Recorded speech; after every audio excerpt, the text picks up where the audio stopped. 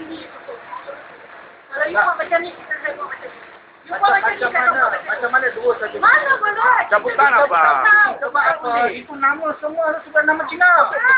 Sebab you orang tak datang. You nak ini macam. You nak saya buat, you macam saya buat. Nanti puan. You nak, saya buat. Tahu dulu. Dia cakap habis, kemudian Imam cakap.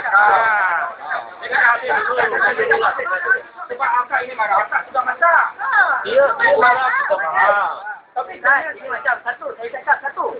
Sekarang ini orang sudah bawa barang. You mari ya. Oi, tutup. You nak apa? Anjing ke? Anjing. Macam tu anjing. Kita mau berniaga ah. Saya tak suka tutup. Saya cakap jangan berniaga sini. Saya tak suka tutup. Saya tak suka tutup. Dia cakap tak boleh berniaga bermaksud tutup. Jangan dia. Betul. Kita bawa barang. Memang ni satu je akak cakap. Kalau dia betul-betul tak nak bagi, akak buat satu surat. Rasa orang boleh bagi. Sign. Tak payah buka langsung. Memang aja.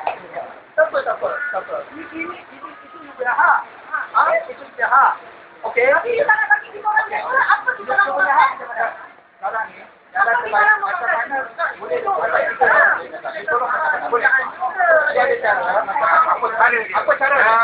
Kalau okey. Kalau dia nak masuk dalam, saya tak okey.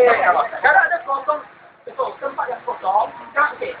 Dengar saya cakap dulu boleh. Cakap.